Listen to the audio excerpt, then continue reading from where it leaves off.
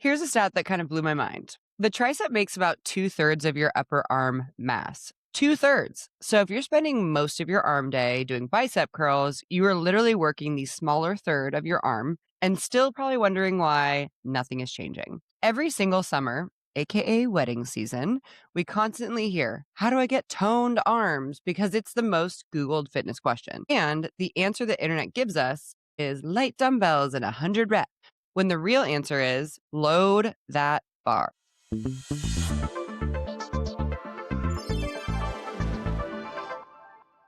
Welcome back to the Overthinking Podcast, the show for women navigating fitness and life in a world that makes everything way more complicated than it needs to be. We're your hosts. I'm Kelsie. And I'm Bri. And if you're here, chances are you're tired of overthinking every fitness trend that demands us to shrink and has us feeling like we're failing at a system that never wanted to see us win.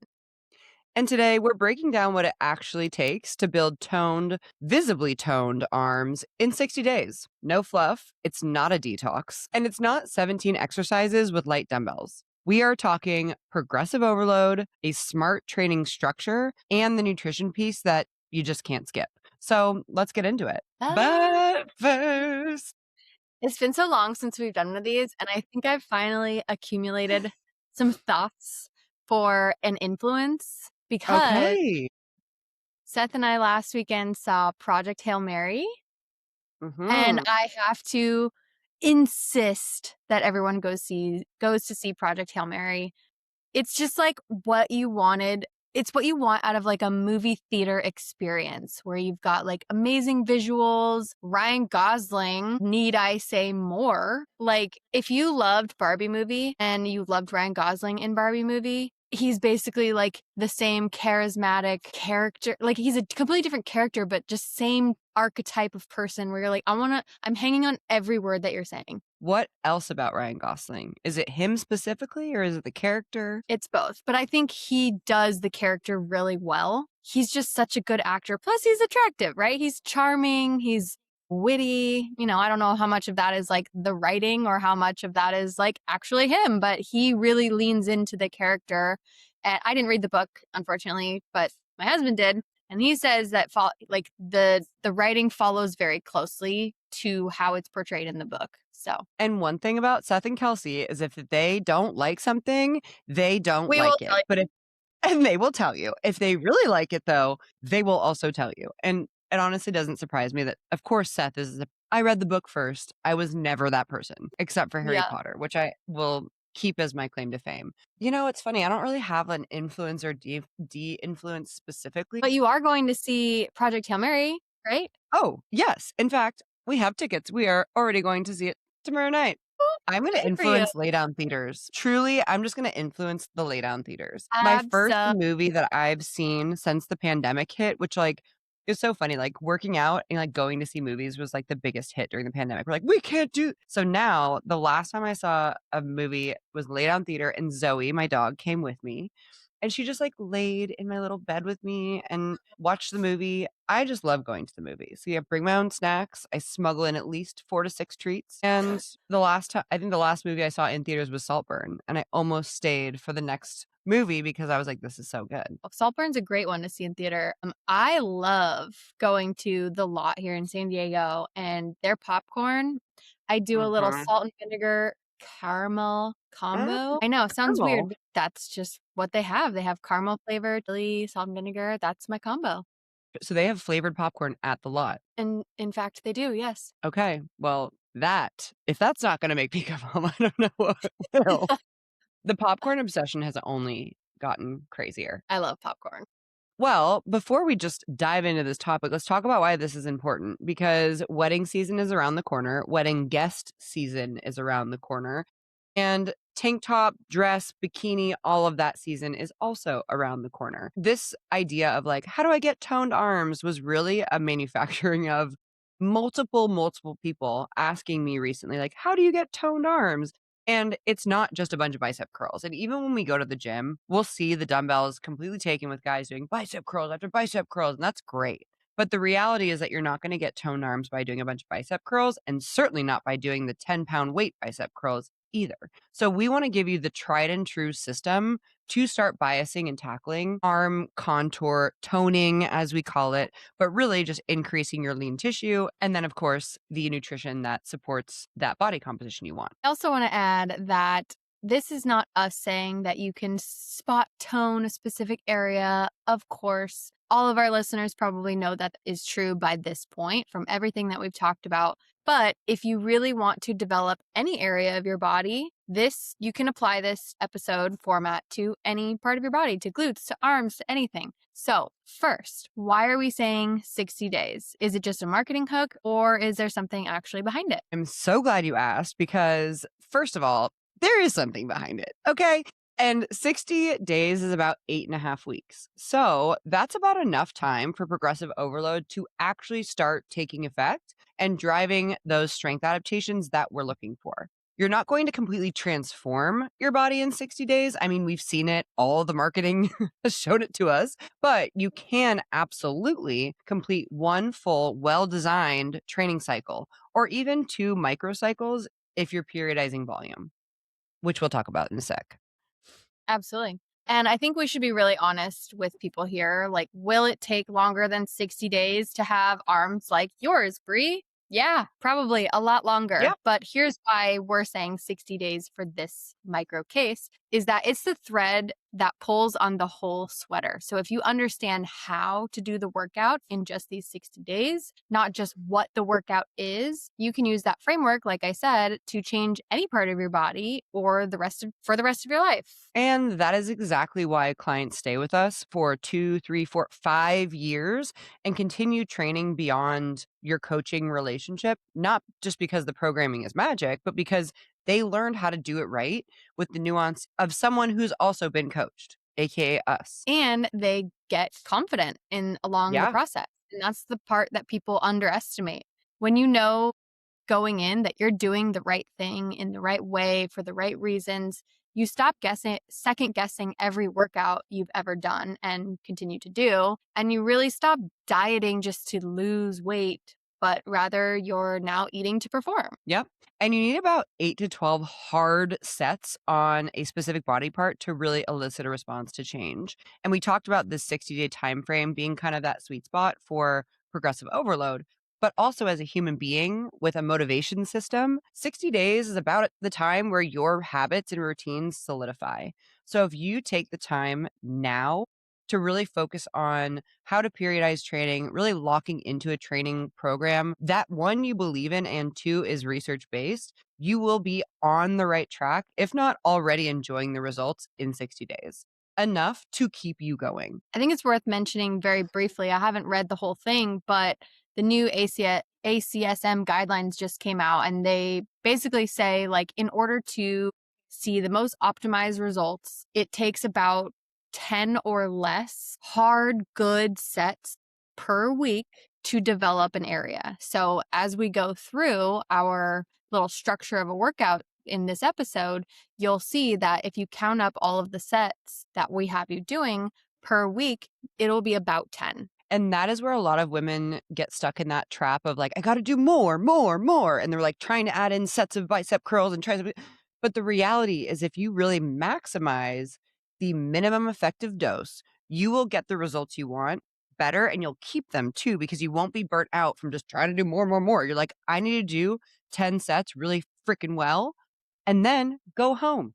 And I Right. think If that's you're like doing so nice. and if you're doing like 2 or 3 really hard, appropriately hard, I should say, good sets where like your form is great, you're near failure towards the last couple reps, that's going to be so much better than doing 5, 6 sets of random Garbage bullshit volume. Yeah. that you're barely trying on. I love this term, the minimum effective dose. Like that is what I want all women to lock onto and start and keep battling like we have this idea that you have to do more, more, more, and everything has to be more. No, we're going to tell you exactly how much you need for your arms to get jacked and look great. And if they don't look amazing after 60 days, they're at least going to look better than they did on day one. So let's talk about how to actually structure a workout, because this is my bread and butter. Like for the last 12 years, all I have been doing is reps and sets and movements and creating program design. So I feel very passionate about this because I think a lot of people go to the gym and also just like, like watch TVs, do my bicep curls, and there's just no intent. And so that is what we're going to give you today. And they wonder why nothing's changing. The amount of people as I'm coaching that I'm just like watching, especially on like the abductor, adductor machine, that are just like scrolling as they're doing their little sets. I'm like, you're clearly not working hard enough. Like, not to say you're not doing enough because, you know, I don't want to like put anyone down. But if you're not intentional and focused about at least 2 of your sets, you might be leaving some gains on the table, for lack of better Right. And words. if you're already spending the time to get to the gym, you might as well maximize that amount of time. So, the Yep. first piece, as always, is the warm up. And I know everyone tends to skip it sometimes, but please don't. The proper warm up does exactly what it says it's supposed to, warming up the tissues and the joints so they're actually ready to be loaded. My rule of thumb is sweaty and slightly perspiring before you start. The whole sweaty and ready, I want to be a little bit damp. Right? Yeah, sweaty and ready. A little bit damp before you start, and that is your green light. And if you're short on time, you can do some like pre-fatigue sets instead. So something that's similar to your first main lift, but more isolated. And we used to do this in powerlifting and I still say it for my clients where I'm like, all right, between 2 and 4 build up sets. So let's say you're doing a back squat. You should always start with the bar. You should always do maybe a 10 on each side and then a 25 on each side and then go into your first set depending on how strong your first working set is. Like you want to Yeah. actually like build yourself up because you're neurologically priming yourself to be able to do optimal sets. Yeah. So this is going to warm up your primary muscle group and actually dampen the muscle slightly, which means your compound lift has to work harder. And then that in itself is somewhat a form of progressive overload. Yeah, I really love the concept of a pre-fatigue. I used to call them like a hot start, but a pre-fatigue. So I love your example of like the back squat. So if someone is like has a little bit more time and I'm doing a true pre-fatigue, I would probably do a set of like knee extensions, but like a lot more volume. So like 15 to 20 reps, not super heavy, but like enough for me to like really squeeze my quads and really squeeze my knees. So they're like warmed up and engaged. My brain's starting to turn on. And then that way, when I go to my back squat, maybe I might bypass that like empty barbell set and might go for something just a little bit closer to like my building sets because my legs are pre-fatigued. I'm warmed up, but now I want to refine the technique of the squat and all of that. Totally. A hot start in contrast, but kind of similar. A hot start is where you might add something a little bit more dynamic. So like a broad jump, a box jump, a vertical jump in with that movement so that you also reawaken the nervous system. So if you're going into a training session, you're a little tired, a little flat feeling, sometimes that's carbs, you need some carbs, but sometimes that's also you just need to like do a little bit of a wake up for your nervous system. Yeah. I was going to say something along that too. Like sometimes, when you show up and you feel like your body's just like achy and you need to like roll around on the foam roller a little bit, but the foam roller is not really like doing what you need it to do. Sometimes I like to you're talking about is go to the leg extension, but in some cases it's like for me, I need to warm up my lower back. That could be like adductor machine plus like dead bugs or some sort of like weighted plank to really like prime the muscles that I'm about to use for my lower body day. So I like your examples. And I think that's great. I think auto regulation absolutely has a place in the warm up too. In fact, when I've had clients in the past that are like, "Oh, I'm just in a season of not feeling great about training and just like not motivated," I'm like, fine, go to the gym, still do your warm up. Let's make it a little bit of a hot start, get your nervous system woken up, whether that's an assault bike sprint for 10 seconds or it's some broad jumps. But if you still feel flat and feel kind of off, and you might risk injury from training, call it. Like at least you went to the gym and did your best. But that's what I call the warm up rule. And I think that a lot of people could benefit from that. It's like, okay, I feel kind of like crap today. I'm going to honor my body and maybe go walk on the treadmill. But most Yep. times, because you've made the effort to go there and now you're a little bit sweaty, you'll probably do the session. And oftentimes we say this all the time, I feel way better on the sessions that I kind of felt like shit going into. And the more So you train, the more you get intuitive to what your body wants. Like this week, for example, I had 2 sessions where I, followed that mentality warm up rule. And I was supposed to do like some heavy overhead press, heavy incline dumbbell. And I just was like, this is not happening today. So I auto regulated myself and did a deload. I was like, you know what? Instead of my 4 sets, I'm only going to do 2. And you know what? The next day I showed up and felt come back to normal. I just needed a little rest. And I bet your effort in those 2 sets was, like, so locked in because you're like, "I only have to do 2, and I'm gonna give my best effort." Or, like, if you did It all felt 4. like gravity was turned up, yes. And so you've done your warm up. Now we're moving into our strength block. And for arms specifically, we're talking absolute strength in the lower rep ranges, like 1 to 5 reps with movements that are compound movements, like close grip bench press, incline bench press, strict press, where you're going vertically overhead, and pull up variations. These are the more taxing movements, and that is why they're first. Yes. Yes, this is Talk where more. the density is built, the strength is built. So you're not necessarily, I mean, not always is the case, but you're not generally starting with like 12 reps here. Like this is where you want to expend your strength capacity. This is why it's that strength block. You're using it first because you're neurologically primed. So these aren't the toning exercises that people think of. These are probably the things that women tend to avoid because they're like, oh, I don't want to lift heavy. I don't want to get bulky. But this is where that development comes from. And society is conditioned women to like avoid these things for some reason. I don't want to get bulky.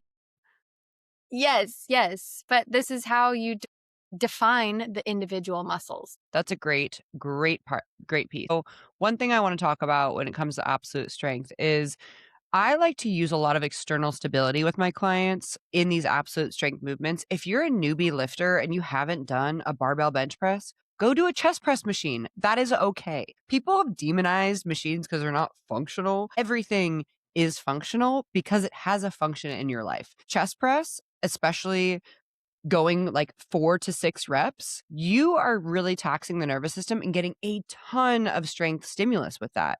And you're However, probably more to add weight to it because you feel safer to fail, right? Like you're not yes, worried about the barbell on your face. right. Like if anyone's done a max bench press, like you are nervous on that last rep, like, ooh, can I do it? Where does the bar go if I fail? I've That's done okay. it before. Right. And even you and I might use a Smith machine for bench press because if we don't have 100%. a spotter, I want to be able to rack it.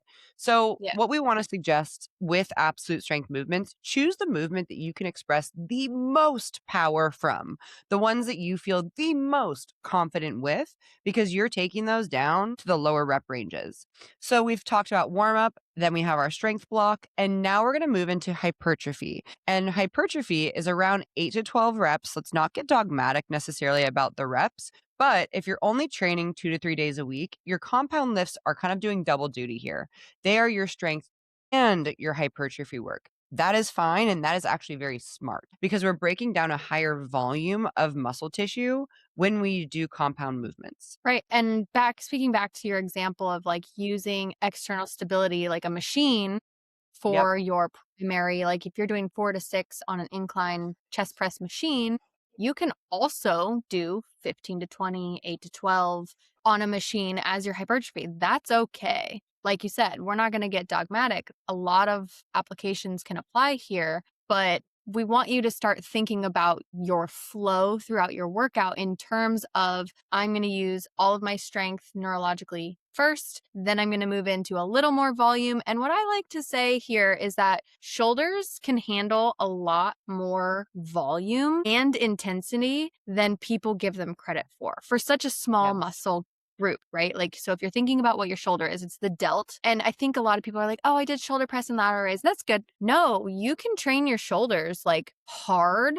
and with a lot of volume because they have more slow twitch fibers. They can handle a lot more than we give them credit for. Also think about the shoulder joint relative to like your elbow joint. Like we move our shoulder a lot more than we use our elbow the same way you would for a bicep curl. So even there, like I say the same thing about glutes. Like glutes and quads can handle a lot more volume because we use them all the time. One more thing about external stability, because I want to drive this home. Another reason why we are suggesting using machines and external stability is because we want to promote progressive overload for the weeks to come. Choose again machines or a setup that you can confidently get access to at the gym each week, and one that provides a little bit of stability for you to put your most intense effort forth.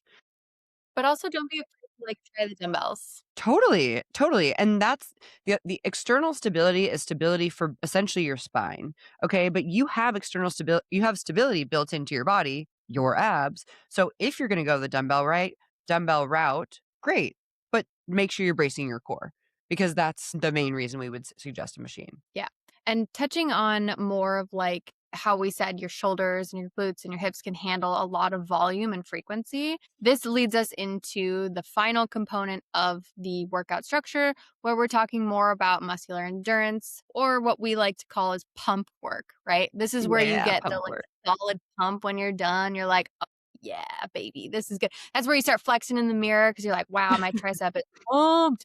My veins are popping in. Yeah, so this can look like we were talking about more volume. So it could be 10 to 20. Sometimes, like, I'll have clients do burnouts that ultimately lead us to like 50 reps, for a set or two. And we're not overdoing it. But if they really want to feel that, like, wow, that was really good, I'll throw in a little burnout where they're doing like 100 banded straight arm pull downs. And then they get like a sick lat pump and they're like, oh my God, I'm gonna be sore for 5 days. So that stuff Okay. belongs to end. But tell me why.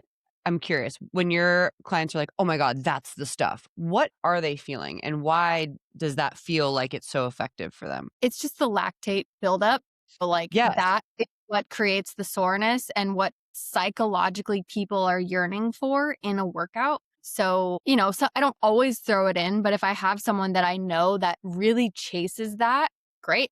Let's do it. Let's rock and roll, Yeah. baby. And I love that because what we're talking about is muscle endurance. And the reason why it feels so great for your clients is because they are getting close to failure. They're pushing the capacity in terms of volume of what that joint or those muscles can handle. That is the same Yeah. thing that we're looking for in the absolute strength and the hypertrophy as well. We are looking for a stimulus that is close to failure. However, most of us feel a lot more comfy with lighter weights. And so when we're going to reps 20, 30, we're using lighter weights, but we're not scared about failing a 10-pound dumbbell. So you really Right. can push further. However, when most people at the gym are only doing muscle endurance, you can imagine when you finish 600 reps in a workout, it's tiring and you're probably You're not just eliciting a response to change. Yep, you're just fatigued for the sake of being fatigued, and that's not really that effective, which is why you need all the things that we're talking about. I want to say before we move on is like one of my favorite shoulder or arm burnouts is what I call crazy eights. Have you ever done these? Tell me, I feel like you made me do this before. So a crazy eight is you do 8 lateral raise, 8 high pull, 8 shoulder press, 8 bicep curl, and that's your set. And you use as heavy of a weight as you can. Obviously, it gets a little bit easier towards the end, but like you're starting with your lateral raise, which tends to be the hardest. So you're mechanistically kind of doing a drop set where like the bicep Mhm. curl is the last part. But yeah, it's always a good one. It's always a hit. I'm so excited because I feel like we could put out like such a fun thing of like all of our favorite like finishers, but let's talk about body parts specifically. This is a good segue because I have been working for literally 3 years to get my shoulders to pop and I feel like I'm finally in a place where I'm liking it and it's because of that.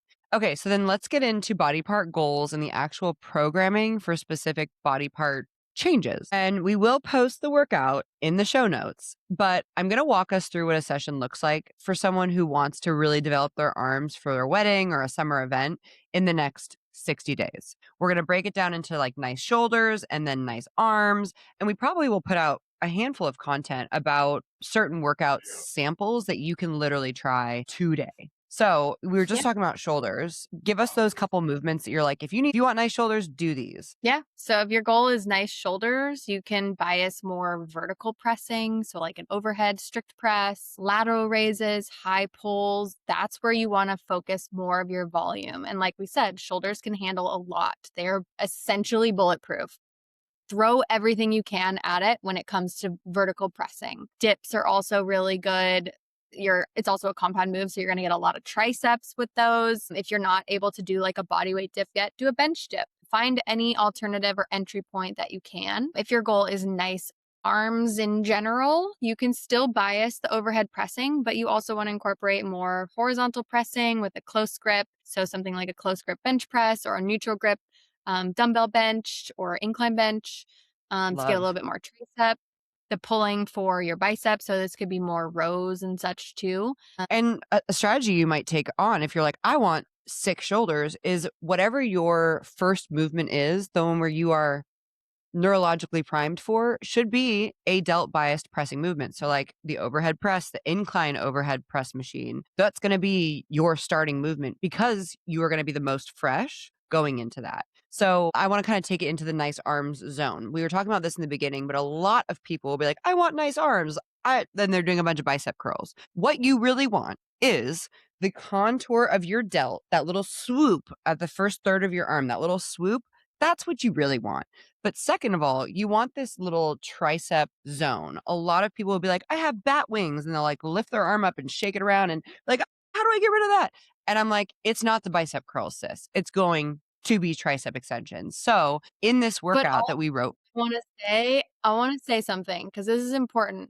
No matter how much or not fat or muscle you have on the under part of your arm where the tricep is, it will always jiggle. it's Literally, going to watch the jiggle. YouTube. Me We and are Bri are jiggling both right now. jiggling our arms right now. It will always jiggle because it's a muscle belly. Of course, it's going to move. You're not a Barbie doll. The number of times I've literally shed a tear in my young adolescence because my thighs jiggled. And then I was like, oh, thighs are supposed to jiggle. Okay. So let's talk about, yeah, let my body move. Oh, you have extra skin? Great. You can bend over. That's amazing. So let's talk about a tricep biased and really shoulder biased session because that's what people really want when they're trying to look sick for their wedding day. The layout will have 2 blocks plus a finisher. So the strength block is first, right? That's exactly right. We will start with a close grip bench press. And like you said, close grip, because it is a little bit more tricep dominant than a wide grip, which would be more chest dominant, for 4 sets, about 4 to 8 reps. And this is your main progressive overload driver. So you want to track this one, especially if you forget to track all your reps, track this one. Because when you track your load week over week, that's where the gains actually come from. We are giving your triceps in your body a stimulus that they have to come back and be stronger next time. So then when we pair that with a back supported dumbbell press after that for another 4 sets of about 6 to 8, the back support is key because that is your external stability and that removes the momentum or any temptation to arch. And it also kind of keeps you honest with keeping your core engaged and keeps you honest with the results that you're actually pressing from because you can't cheat it. A note on rep ranges, because I definitely have clients do this where if I give a rep range, let's say 4 to 8, since we use that as an example, that Sure. doesn't mean, oh, my coach is being nice, I can only do 4. That means, no, I want you to do the like highest number of reps for as many sets as you can. And then once you're using the same weight for all of those sets, graduate up in weight. And then if you can only get 4, great. That's progressive overload. That doesn't mean I want you to immediately start week 1 with the heaviest possible weight and only get 4. No, we have a rep Right. range because we want you to work in that range, increase your capacity by doing the higher volume sets, and then gradually, weeks 3, weeks 4, weeks 5, week 6, you're going up in the weight and down in the reps. Right. And then maybe in the later weeks, you're like, what could I possibly get for 4? We talked about this in one of our last episodes. If you think you can do 4, you probably can do 6. Yeah. So the moment you grab those dumbbells and you're like, I'm going to do this for 8, you're probably going to get 10. So in your first or second week of a new training build, I actually would say push your capacity, like see what you can really, really do.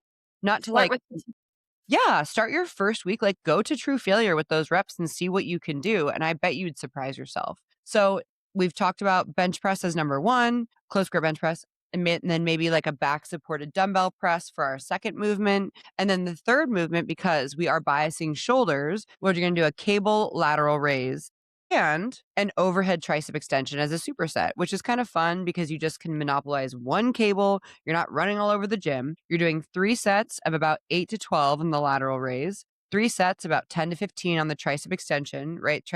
Triceps and delts can handle a lot of volume. The main thing that we've talked about so many times, it's not about necessarily the reps or the sets or all of that. It's about the intention. So the eccentric on the raises, like literally lifting your arm up and then fighting gravity on the way down, that is what is sculpting work. So on the extension, keep your elbows still and let your hands be the only thing that's moving.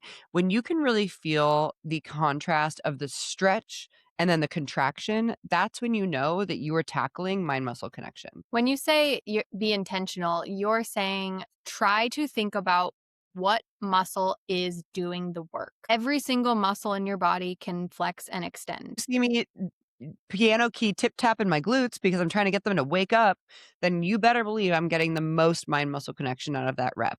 So if you're doing a unilateral movement like a single arm cable raise, put your non working hand on your shoulder and feel your muscles stretch and contract. That tactile feedback will literally turn mind muscle connection into your biggest win of your workout. And everyone's favorite part in the workout is going to be the finisher. Like we said, people just love to feel tortured sometimes. So if you're one of those, well, welcome to the end of the workout. A good finisher, so nothing crazy, 2 to 3 rounds maybe at most. And for our example, we're going to do bench push-ups for an AMRAP -1.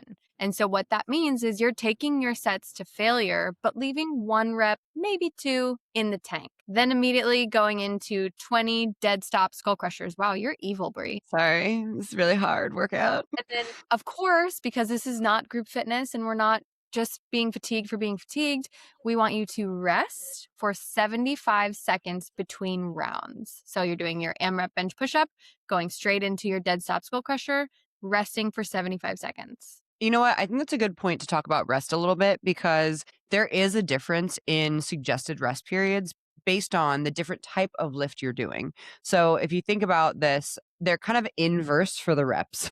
So the lower the reps are, the more rest you probably will need. So for absolute strength, you will be shocked, but you will totally thank us when you actually rest a full 2 minutes after your bench press. So in 2 to absolute 5, strength, the 2 to 5 recommended. minutes. Yeah. So 2 to 5 minutes for absolute strength. Between hypertrophy, I would still have you resting at least 2 minutes. And then when it comes to muscle endurance, there's a little bit of nuance to that. And also, like your ability to recover does play a role here, but do not shortchange your rest. And do not, if you are trying to get jacked, do not turn your strength training workout into a hit session. You are going to work against yourself. Agreed. So the workout is just one component. What you do outside of the gym also matters. So we'd be doing you a disservice if we didn't talk about the things that happen in the other 23 hours outside of the gym. Yes, we're talking about nutrition and sleep.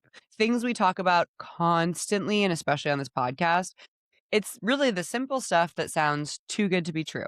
On nutrition, and I mean this, keep it simple. It isn't about cutting whole food groups out or even a food out. It's about aligning your identity for these 8 weeks to somebody who is locked in. Maybe you're starting to act like your fitness muse. You're not on a diet, you're on a training cycle, you're on a plan.